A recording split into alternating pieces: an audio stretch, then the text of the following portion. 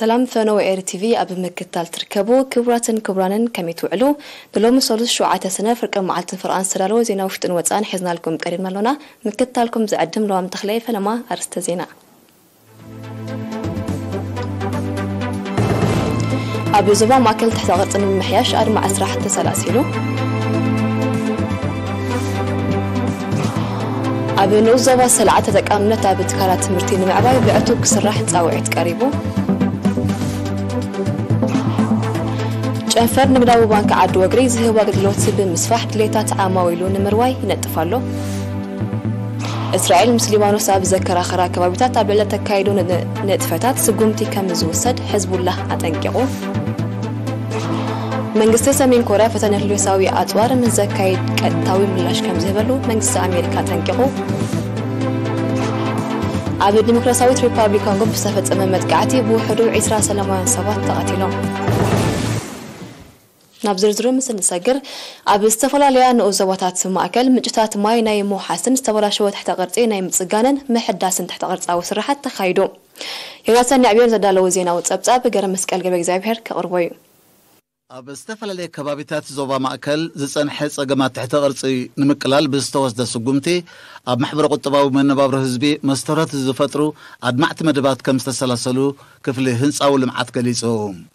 بمسارات حبريتات خفلي صقم وحس من جماي أب الصنحن أب مبرقوي أصادف زركب عدتات قلعن تمامعون ديقاتات المسرح بزوز أوتن كاب 9 مئة شحمتر كيب كحز زقل ديقا قلعك الزازة من كله ديقات أمامعو 600 هاويت هنس أو سرحتا كمستسلسلك في التخيل الله بزي كازي أب عدتات ظرفو ما يحنزن عرب ربعن راهياتات كترتاتن قابيونات كمستسرحة زبزح كابتن كزنت ماي دما كينو مهتم تحتبايتاو ماين موحس من جنس ماين قبل مسنون قبرا كم زلوا تحبيرو نصرغاتات بزمل كدما عدتات مقركا اننا لاي تعريشي دكتروس مسفنتو عدجن دقسبن غرمن كاب قند مسمر اسمرا كرن نابشما نغس تحتاين لعلاين كمون كام مسمر اسمرا مندفرا ناب عد صناف زاتو بدمر 30 كيلومتر ني حمد صرغيا بدل 18 مليون نقفا بدرجه كوم كمستصغنه تفليتو بزي كازي أب كتم أسمرا أب كبابيتات ججرت مأكل كتما جزاباندان كبابيتات مأكلاي أبي تصحفت منيسرتات هنسان عنان لعل 3 مترو بقطران نايمس جانن محدثن أمام كمستتكبره 920 مترو تبالشيت صن حمن قد أجر بحدش كمستغيره ننويه عمتات كاب أقلت وصا زخون ملكتات ترافيك نمتك أدماي سرح كم زلو حلفتش أنا فر كفلهن أول معات بتوسخ حبيرام از كم زيلن كله ابيت مرتس نكينه اسمرا زصنحه وحده ممهار كفلتات المقلال بالعل 8 مليون نقفه حدشت كفلتات كم استهانصه كمون ناي تحت قرص صقم صنحن تكالات عنان تمهرتن صقنا كم استقبرلن تحبيرو اتوم حلفتي جنافر اموداتا كم مقصلتا نايتي ببغزيو كايد صنحق يساو سرحات ابنوسان زباتات سرجقا قال نفحن بريخن زركبا 10 عدتات حدش يساوي وطن كايدلن كلو نا 25 عدتات دما ام مسرح كم زلو افليطام أب نوزوا سلعة جون تعدلات مرتين مسفح زكاين زلو تعري نقحت حبرة سب أب تتكامنة تكالات مرتين معباي كم أكل زجبرو مدبات كتكبرو أو عتقريبو نتفتات تمرتين مجمجام استخايدة أخيبا حرافي بيت صحفة تمرتي أبتن أوزوبا ممهر محمد صالح محمد أب زهاب ومجلتي ندحرا بايت أغلو تمرتي أبتن أوزوبا أب جمد زأتا وسرح يعمم كم زلو كم متيو ترما بزحات أبيت تمرتي كابداس ناب زمناوي ممهر كفلتات كم التساقاقرا انتقونا جن بسنكي تحوت أفلتو زي متقرناف عادتاتن رحكي كابتكالات تمرتن قطرة مهارو كم تزدلا كم زي سقومي أرديو حلافة أنفر منستر تمرتي زوبا قشواركا ممهر محمد علي إبراهيم بوغانو أبنو زوبا سلعة زكاير زلو تعري مرايا نايتي منقسي إرتراز زختالون رحو كابتات قدام نزه بوليسي كم زخونا بمتقاس بسنكي دروتنا درجة عبات تمرتي رحك أبوطان كالوت مسرح ممهارن مستمهارن بقالوتا زيز ألوح سرطاتن زفت أروش قرات نمقلال استفلالوي مدباتي تقبرو كم زلو قليتو أما حضرنا أوزبا سلعة أتوي إلى محمد علي دما قون نتي عدلات تمرتينا بكل كبابتاتنا مبصح زعمام زلو سراح ንብቕዓት ትምህርትን ተሳታፍነት ተማሃሮን ዕንቅፋት ዝኾኑ ዘለዉ ንምእላይ ኣብ ዝግበር ጻዕሪ ኩሎም ትካላት መንግስቲ ብውህደት ክሰርሑን ንቕሓት ሕብረተሰብ ንምዕባይ ብቐጻሊ ክግስግስሉን ኣተሓሳሲቡ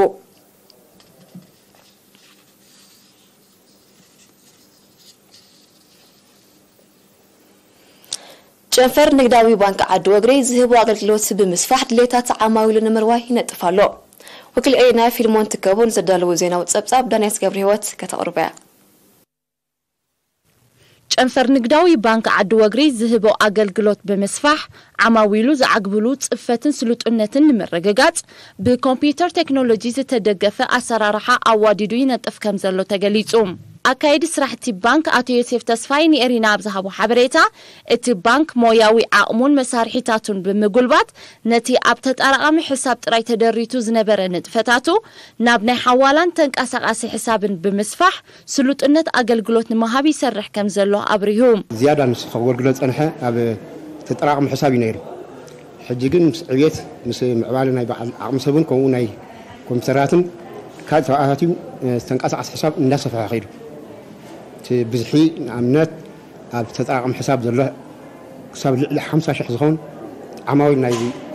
ንግዳዊ ባንክ እዮም እቲ ባንክ ልዕሊ 50,000 ተጠቀምቲ ከም ዘለውዎ ዝገለጸ ኣቶ ዮሴፍ ኣገልግሎት ሓዋላ ንምኽፋት ኣብ ዝሓለፈ ኣዋርሕ ዝተኣታተወ ብመርበብ ዝተደገፈ ኣሰራርሓ ነቲ ብህዝቢ ክቐርብ ዝጸንሐ ጠለብ ብጽፈትን ስሉጥነትን ዝምልስ ከም ዝኾነ ኣፍሊጡ እዚ ገዛ ኢንተርነት ኣይነበረን እንታይ ንገበርና ኢንተርነት ኣብ ማእኸላይ ቤት ጽሕፈትና ኢሉ ዘሎ ኣብ ስመራይ ጥራሕ ተደኪኑ ዘሎ ንሕና ንሰዶ ኣብኡ ክሳብ ወርሒ ክተወርሑ ዝወስደሉ ግዜ ነይሩ ሕጂ ዓማዊል እንታይ ይኹን ነይሮም ናይ ትራንስፖርት ከፊሎም መፅኦም ንሕና ካ ንቆፅሮም ዳይሬክት ዝወስድዎ ይመስሎም ነይሩ ሕጂ ግን ይምለሱ ተመሊሶም ድሕሪ ወርሕካ ይወስድዋ ሕጂ ናይ ክልተ ሰለስተ ትራንስፖርት ክሳራታት የጋጥሞም ነይሮም ዓማዊል ብመንገዲ ባንካዊ ኣሰራርሓ ዝፍጸሙ ትውጊታትን ምስግጋር ሕሳባትን እናወሰኸ ከም ዝመጸ እዚ ድማ መርኣያ ሰሪጹ ዘሎ ንቕሓትን ምትእምማንን ከም ዝኾነ ብምጥቃስ ተጠቃምነት ቸክ ወይ ምስግጋር ማለት ትራንስፈር ኣዝዩ ውሑስ ስለ ዝኾነ ዓማዊል ዝያዳ ክደፍኡሉን ብግቡእ ክጥቀሙሉን ጸዊዑ ነጋዶ ሕጂ ኩሎም ለሚዶም መብዛሕትኡ ሕጂ መጀመርያ ገንዘብ ክሕዙ ደልዩ ነይሮም ኣብ ሰዓት ግን ኩሎም ንባንኪ መጺኦም ዝእትዎ ደለዉ ምክንያቱ ጥቕሚ ሕጂ ፈይጦም ኣለዉ ንሕና እንደልየልና ካ ንሱ እዩ شكور إسكا خب علاقة أخذ هبو بانكي كلا أكل كل سلسلة كنتالي أخذ نبل شكور إسكا هبو تودي أنا الحسابه تو نسو أغلق جزء من أخوي نسبي هو كم دخل إلا إذا حمس حنتا أخذ هنا كابجب حاجة كان نشاهد ستدري خاصة وكابتن لي تودي كل سلسلة ميسعز هون لا عزقي ولا نسخة سبصدمي هتقدر لها جنزاب جبها حس كان أب بانك هذا سماين ندري حشش فينا نعيش شينا سلسلة كنا بخمس أدفانس بالعيا ተገልገልቲ ብወገኖም እቲ ባንክ ብዘተኣታተወ ሜላታት ኣሰራርሓ ብመንገዲ ሓዋላ ካብ ወጻኢ ዝለኣኽ ሕሳባት ንምቕባል ዝነበሮም ሃልኪ ፍታሕ ብምርካቡ ምስጋና ኣቕሪቦም ናይ ቅድም ዝነበረ ኣሎ ካብ ማይምነ ነስመራ ኣብሉኻ ካብ እንዳገርግስ ነስመራ ኣብሉኻ ከማይ ድማ መጺኻ ነስመራ ኣብሉኻ ክንደይ ቁርን ኣስሓትያን ንፋስን ሓመድን ነርዎ ሕጂ ግን ኣብዚ ኣውቶማቲክ ምስቲ ዝልእኸካ ሰብ بقطع الرهاب الله ماتي بإنترنت مالتيو حجي بتعمي معبولة كايدا موصيلو مالتيو فلي دبل أقولت هاللون بتعمي تصبغ يوم دبركتو بتعمي أبالاتهم يخون حلفتهم يخون بتصبغ من هزبي أقابلان السرارة حن بتعمي فلي خاب كالت بيصحسي أبانكي زوها بك أقولت بتعمي فلي ጨንፈር ንግዳዊ ባንክ ዓዲ ወግሪ ዝበዝሑ ዓማዊሉ ካብ ንኡዞባታት መንደፈራ ዓዲ ኋላ ድባርዋ ዓረዛ እምነ ኃይልን ማይምንን እዮም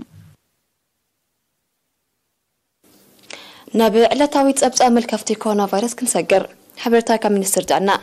تمالي أب مرمري مأكل زوا مأكل بستجبره نايل لابراتوري مرمراتات أدرشوا ما يتمنى يزخون زيجا بكورونا فيروس ملكافو ترجعت له بس مسرت طلع لك طريق بكورونا فيروس تلخفو زيجاتات كسابلومي تشعت شحن شوعت ميتن ساشو مونتن بس يحلو تشعت شحن دشميتن 53 كابزيوم حوي مستفانو 203 بموت استفاليو أثر تغلط دما جينا أبويستبال تعبهم كن زجبر لهم زلوا يوم منستر دعنا شدوش سنة كل تشحن إسران كلتان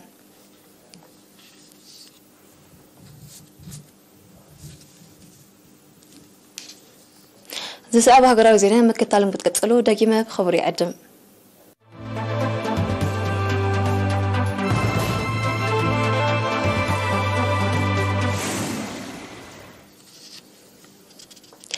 እስራኤል ኣብቲ ምስ ሊባኖስ ዘከራኸራ ከባቢታት እተካይዱ ንፈታት ዕደና ባህራዊ ጋዝ ምስ ዘይተቋርጾ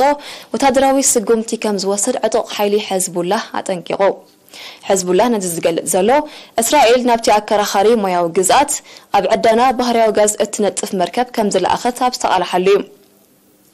እስራኤል እቲ ከባቢ ሉዓላዊ ግዝኣታ ምዃኑ ብምጥቃስ ነቲ ናይ ዕደና መስርሕ ከም እተበግስ ትሕብር እኳ እንተላ እጀታኣ ምዃኑ እትምጉት ሊባኖስ በኣንጻሩ እቲ ጉዳይ ሕጋዊ መዕለቢ ከይተረኽበሉ ብእስራኤል ዝውሰድ ስጉምቲ ናብ ተወሳኺ ምትፍናንን ግጭትን ዘምርሕ ምዃኑ ተጠንቅቕ ዘላ። መንግስቲ ሊባኖስ ንእስራኤል ብጥሕሰት ሞያዊ እጀታ ብወግዒ ምስ ዝኸሳ ጥራይ ስጉምቲ ከም ዝወስድ ዝሓበረ ሕዝቡላህ መንግስቲ ሊባኖስ ግዜ ከይወሰደ መርገፂኡ ከነፅርን ኣድላይ ስጉምቲ ክወስድን እዩ ፀዊዑ ዘሎ። መንግስቲ ሊባኖስ ነቲ ምስ እስራኤል ኣተፋኒንዎ ዘሎ ጉዳይ እጀታ ንምፍታሕ ብመንጎኝነት ኣሜሪካ ዝካየድ ዝነበረ ዘይቀጥታዊ ዲፕሎማስያዊ ጻዕርታት ዳግም ንምብርባር ይንቀሳቐስ ከም ዘሎ ኣፍሊጡ። ሊባኖስ ነቲ ዕቁር ጸጋታት ባህራዊ ጋዝ ብምዕዳን ገጢምዋ ዘሎ ከቢድ ቁጠባዊ ቅልውላው ንምሕዋይ ተሰርሕ ከም ዘላ እዩ ዝግለጽ።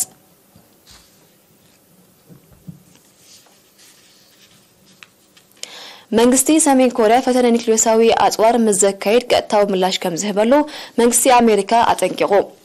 ሰሜን ኮርያ ድሕሪ 2017 ንፈለማ እዋን ኒክሌሳዊ ኣጽዋር ንምፍታን ምድላዋት ትገብር ከም ዘላ ዝኻሰስ መንግስቲ ኣሜሪካ እዚ ንኣህጉራዊ ጸጥታ ብሓፈሻ ንጸጥታ ዞባ ሓውስ ደሴት ኮርያ ድማ ብፍላይ በኣሉታ ዝጸሉ ምዃኑ ብምጥቃስ ሰሜን ኮርያ ፈተነ እንተካይዳ ተሪር መልሰ ግብሪ ከም ዝህበሉ ኣፍሊጡ። መንግስቲ ኣሜሪካ በተወሳኺ ኣብ ልዕሊ መንግስቲ ሰሜን ኮርያ ተሪር ኣህጉራዊ ስጉምቲ ከም ዝወስድ እውን ገሊጹ። መንግስቲ ኣሜሪካ ነዚ መጠንቀቕታ ዘቕርብ ዘሎ ድሕርቲ ሰሜን ኮርያ ብ5 ሰነ ዘካየደቶ ፈተነ ናይ ሓፂር ርሕቀት ባሊስቲካዊ ሚሳይል ከም መልሰ ግብሪ ደቡብ ኮርያን ኣሜሪካን ተመሳሳሊ ፈተነ ከም ዘካየዳ ኣብ ዝገለጻሉ እዩ። በዚ ድማ ኣብ መንጎ ዘን ተጻረርቲ ወገናት ሓድሽ ቅልውላው ተኸሲቱ ከም ዘለዮም ተንተንቲ ህሉ ኩነታት ሓውስ ደሴት ኮርያ ዝሕብሩ። ብADF ዝፍለጥ ዕጡቕ ተቃዋሚ ጉጅለ ኣብ ሰሜናዊ ምብራቕ ዲሞክራሲያዊት ሪፓብሊክ ኮንጎ ብዝፈጸሞ መጥቃዕቲ ብውሕዱ 20 ሰላማውያን ሰባት ከም ተቐትሉ ማዕከናት ዜና ቃሊሐን። በቲ ኣብ ዞባ ኢቱሪ ዝተፈጸመ መጥቃዕቲ ሓያሎ ካልኦት ከም ዝቆሰሉን ኣባይቲ ከም ተቃጸለን ዝሓበረ ኣፈኛ ሰራዊት መንግስቲ ፈጸምቱ ንምህዳር ወታደራዊ ወፍሪ ተበጊሱ ከም ዘሎ ኣፍሊጡ። ዕጡቕ ጉጅለ ADF ከም መልሰ ግብሪ ናይቲ ሰራዊት ኮንጎን ኡጋንዳን ኣብ ልዕሊ ዕላማታቱ ዘካየድዎ ዘለው ስርሒት ካብ ወርሒ ጥሪ 2021 ክሳብ ወርሒ ጥሪ 2022 ንሰላማውያን ሰባት ዕላማ ገይሩ ብዘካየዶ መጥቃዕትታት ብውሕዱ 1300 ሰባት ከም ተቐትሉ ጸብጻባት ሕቡራት ሃገራት ይሕብሩ። መንግስቲ ኡጋንዳ ኣብቲ ሰራዊት መንግስቲ ዲሞክራሲያዊት ሪፓብሊክ ኮንጎ አንጻር እዚ ዕጡቕ ጉጅለ ዘካየዶ ዘሎ ወፍሪ ዝተሓጋገዙ ልዕሊ 1700 ኣባላት ሰራዊት ልኢኹ ከም ዘሎ ጸብጻባት ይገልጹ።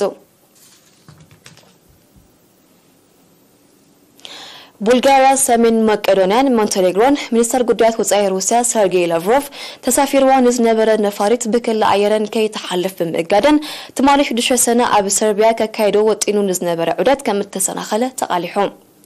ሚኒስተር ላቭሮቭ ነዚ ጉዳይ ኣመልኪቱ ኣብ ዝሃቦ መግለጺ እቲ በተን ሃገራት ዝተወስደ ስጉምቲ ንዝምድና ሃገሩ ምስ ሰርቢያ በኣሉታ ከም ዘይጸልዩ ገሊጹ። ሚኒስተር ላቭሮቭ ወሲኹ ንሚኒስተር ጉዳያት ወጻኢ ሰርቢያ ናብ ከተማ ሞስኮ ዑደት ክፍጽም ዕድመ ከም ዘቕረበሉ ኣፍሊጡ። ሚኒስተር ውሽጣዊ ጉዳያት ሰርቢያ ኣሌክሳንደር ቡሊን ብወገኑ ኣብ ዝሃቦ መግለጺ ዲፕሎማስያታት ምእንቲ ሰላም ዘካየድዎ ዑደት ዛዕግታ ሰላም ዘይደልያ ሃገራት ምዃንን ብምጥቃስ ነቲ ዝተወስደ ስጉምቲ ኮኒንዎ። ሚኒስተር ቡሊን ወሲኹ ሃገሩ ኣብቲ ኣንጻር ሩስያ ዝካየድ ዘሎ ዘመተ ዘይምጽምባራ ዘኹርዕ ምዃኑ ብምጥቃስ ኣብቲ ሓሸውየ ዘኽዱዳ ዘለዋ ሃገራት ምስ ግዜ ክስቆረንዩ ክብል ገሊጹ።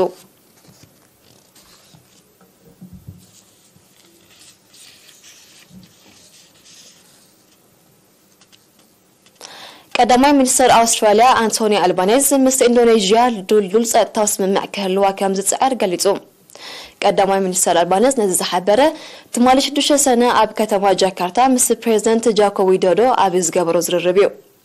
ብዘይካዚ ቀዳማይ ሚኒስተር አልባኔዝ ኣብ ጽላታት ንግድን ቃልሲ አንጻር ክሊማዊ ነውፅን ምስ ኢንዶኔዥያ ዘሎ ምትሕብባር ምዕባይ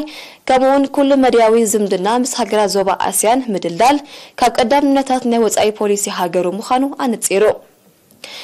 علامة عدة قدام مستر أستراليا أب إندونيسيا بقاندو نعزو دبلوماسياون قطباون زمناتات تشاينا مس هاجرات آسيان نمبدا مخانيوم مس قداي قربت زلوم تنتنتي زغالصو زلو